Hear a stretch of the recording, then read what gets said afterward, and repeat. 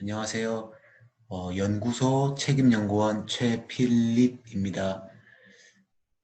제가 이 짧은 동영상을 제작하게 된 이유는 떻게 하면은 씨 없는 수박의 품종을 선정하시는데 도움을 드릴까 하고 고민하던 찰나에 저희가 가지고 있는 품종들을 직접 슬라이드로 보여드리면서 설명드리는 게 좋겠다라는 생각에 짧은 영상을 제작하게 되었습니다. 그 씨 없는 수박을 재배하시는 이유를 제가 여쭤보면 크게 두 가지 정도를 꼽으십니다. 첫 번째가 경제적인 이유이고요. 두 번째가 재배 안정성인데 경제적인 이유를 보시면 여기 오른쪽 위에 슬라이드에 그래프가 있습니다. 검은색은 흑피 수박, 그리고 노란색은 씨 없는 수박, 빨간색은 일반 수박의 가락시장의 연평균 가격 동향을 조사한 것이고요. 2008년부터 2019년까지 조사를 한 자료입니다. 분명한 것은 저희 씨 없는 수박은 일반 수박보다는 항상 높은 가격이 형성되어 있습니다. 그래서 경제적인 이유 때문에 씨 없는 수박을 많이 재배를 하시고요. 그리고 두 번째는 아마 이게 제일 큰 이유일 텐데 재배 안정성이 있습니다. 보통 씨 없는 수박은 고온기 여름에 재배를 많이 하시는데 음, 여름에 피수박이라든지 아니면은 낙과 부분, 그 착과가 잘 안 되는 이런 낙과 부분을 많이 좀 개선을 하고자 저희가 씨 없는 수박을 재배하시는 경우가 많습니다. 그렇기 때문에 저희 씨 없는 수박 시장은 계속해서 증가를 해 왔고요. 그리고 더 고온기를 조금 더 잘 넘을 수 있는 그러한 씨 없는 수박 품종들에 대한 요구도 역시도 계속 증가해 왔습니다. 저희가 씨 없는 수박을 삼배채라고 부르는데요. 어, 그 삼배채라고 부르는 이유가 간단하게 설명을 드리면 일반적인 저희 그 씨가 있는 수박은 이배채라고 부릅니다. 그 염색체가 두 개가 있거든요. 그런데 삼배채라고 부르는 이유는 이 씨 없는 수박은 염색체가 세 개가 있습니다. 그래서 육묘장이라든지 아니면 그 회사라든지 종자회사라든지 이런 곳에서는 삼배채라고 부르고요. 앞으로 만약에 육묘장 가셔서 삼배채 수박이다 라고 이런 말을 들으시면 이게 씨 없는 수박이구나 라고 이해하시면 됩니다. PPS 같은 경우는 지금 현재 나와 있는 수박 제품들이고요. 굉장히 많습니다. 일반적인 수박부터 송노랑 수박, 저희 흔히 말하는 망고 수박이죠. 그리고 씨 없는 수박, 그리고 애플 수박, 이런 여러 가지 수박 종류들이 있습니다. 그 중에서 오늘 소개드리고자 하는 품종들이 씨 없는 수박들입니다. PPS의 3N 수박은 많이 들어보셨죠? 씨 없는 수박의 거의 1세대라고 할 수 있고요. 최근에 출시된 크리스탈 수박, 그리고 3N, 슈퍼 3N, 3N 플러스, 그리고 좀 특이하게 그 외피가 좀 검은 흑피 3N 역시도 있습니다. PPS의 그 씨 없는 수박을 보시면 조생 3N이라는 게 있고요. 그리고 3N 플러스가 있습니다. 조생 3N은 3N 플러스보다는 조금 단 타원형에 가깝고요. 3N 플러스 같은 경우는 배 부분이 조금 빵빵하게 들어찬 둥근 단타원형의 모양을 가지고 있습니다. 무게 역시 3N 플러스가 조생 3N보다는 조금 더 한 300에서 500g 정도 더 큰 사이즈를 가지고 있고요. 육질 부분은 조생 3N이 조금은 더 아삭아삭하고 단단합니다. 그렇지만 3N 플러스 같은 경우는 비대력이 조생 3N보다는 더 좋고 호피 부분이 굉장히 가지런하고요. 그리고 굵습니다. 이런 여러 가지 특징들이 있고 조생 3N과 3N 플러스의 제일 큰 차이점이라고 하면 아마 그 정식의 시기가 있을 것입니다. 3월 말이라고 하면 아직까지는 조금은 추운 시기거든요. 그때는 조생 3N이 들어갔을 때 어느 정도 비대력을 가지고 갈 수가 있고요. 한 4월 초 정도부터 5월 중순까지는 어느 정도 주간 온도라든지 야간 온도도 3월에 비해서는 많이 올라와 있는 상태고, 그때는 3N 플러스가 들어가면은 굉장히 최적의 재배 조건이라고 할 수 있습니다. 둘 다 공이 숫기가 빠른 편이고요. 균일성도 굉장히 좋습니다. 음, 조생 3N을 재배하시는 농가분들께서 예전에 깔 부분을 조금 지적하셨던 부분들이 있는데요. 3N 플러스 같은 경우는 조생 3N보다는 깔이 굉장히 진합니다. 그리고 아까 서두에 말씀드린 것처럼 호피도 굉장히 두껍습니다. 지금 보시는 사진이 조생 3N 사진이고요. 조금은 단타원형의 모양의 균일도가 굉장히 좋죠.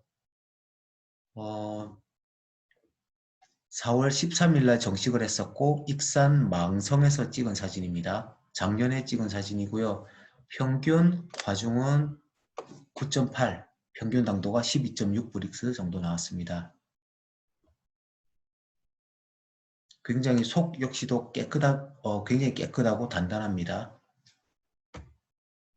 지금 보시는 사진은 3N 플러스입니다.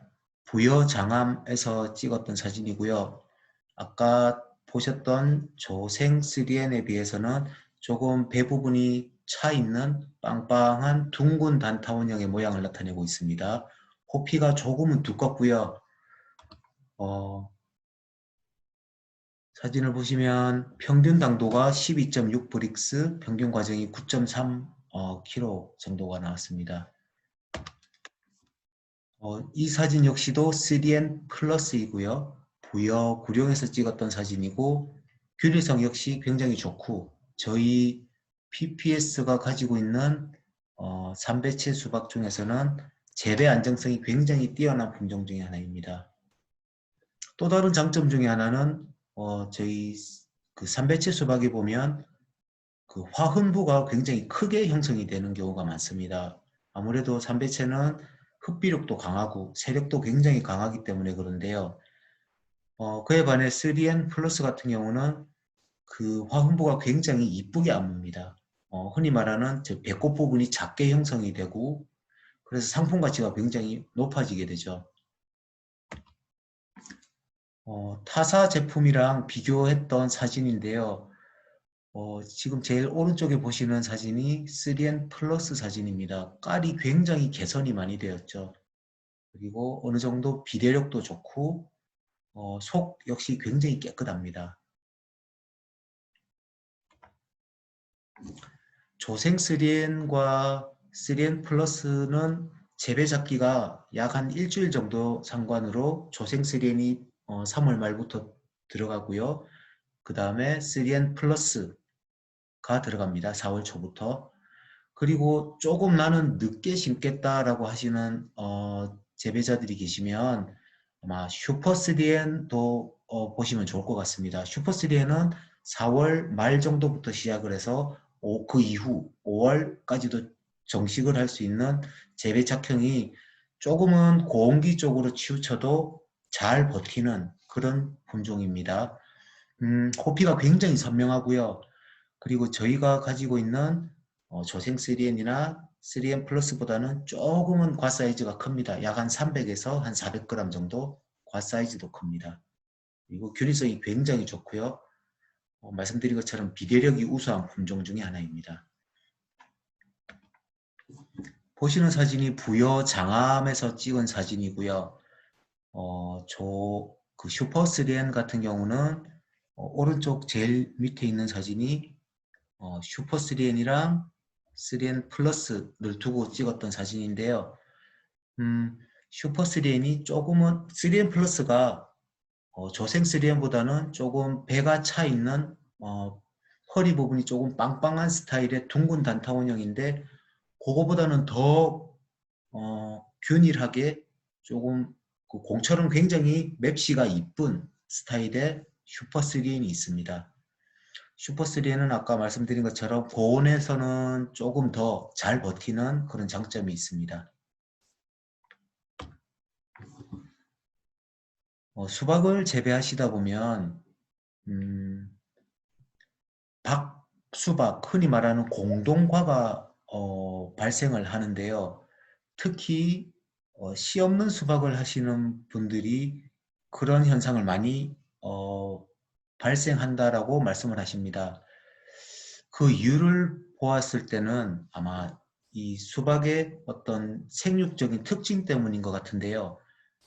수정을 처음에 하고 나서 한 5일 정도가 지나면 과의 길이가 어느 정도 자라게 됩니다. 그리고 다시 수정 후 한 12일 정도까지는 이제 둘레가 커지게 되는데요. 그 12일 이후부터는 이제 과가 전체적으로 비대가 됩니다. 그렇게 해서 약 한 달 정도 되면 80% 정도가 비대가 되는데요. 이때 공동과가 발생할 가능성이 굉장히 높습니다. 주로 공동과를 보시면 수박에 가로로 나 있는 공동이 있고 세로로 나 있는 공동이 있습니다. 아까 말씀드린 것처럼 처음에 착과를 하고 나서 길이가 길어질 때 이때 충분하게 세포 분열을 하지 못하면 초기에 가로 공동이 발생하게 됩니다. 그리고 수박을 이렇게 쪼개 봤을 때 세로로 공동이 발생한다. 이런 수박들은 거의 10중 8구 후기에 굉장히 강한 비료 또는 수분에 의해서 후기에 발생되는 공동입니다. 그런 공동들을 예방하기 위해서는 저희 삼배채 같은 경우는 조금 약한 대목을 사용하셔야 됩니다. 그래서 호박 대목을 많이 사용하시는데요.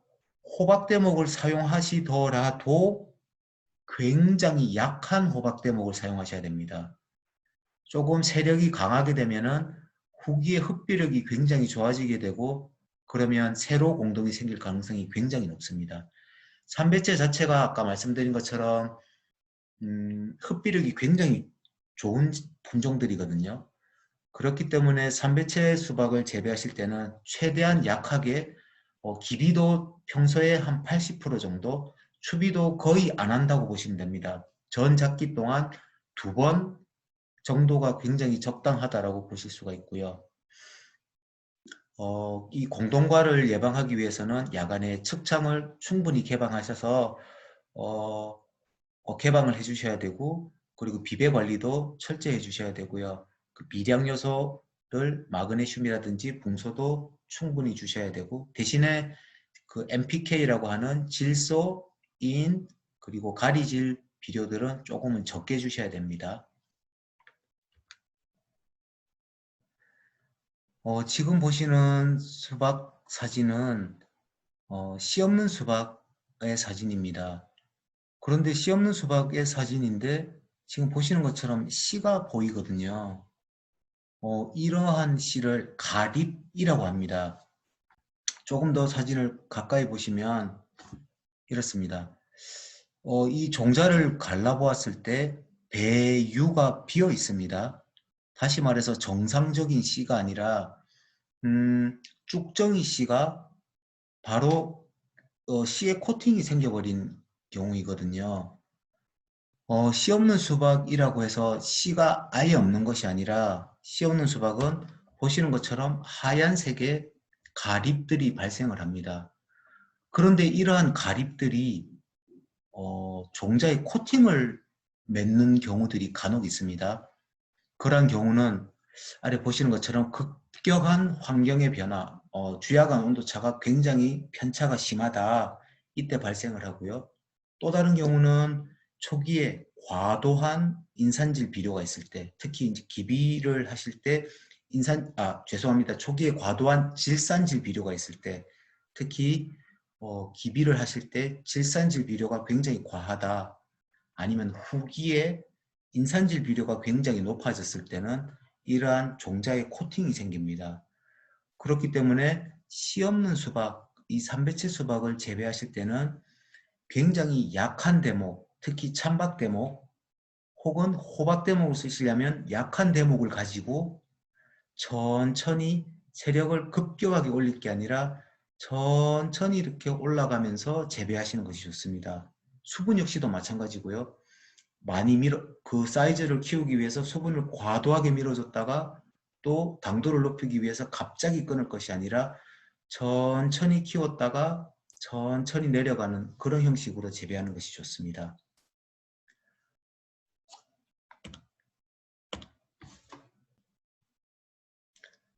이상입니다. 여기까지 품종 소개를 간략하게 해보았는데요. 2021년 여전히 코로나 때문에 많이 힘듭니다. 그렇지만 품종 선택함에 있어서 조금이나마 도움을 드리고자 짧게 동영상을 제작해 보았습니다. 끝까지 경청해 주셔서 감사합니다.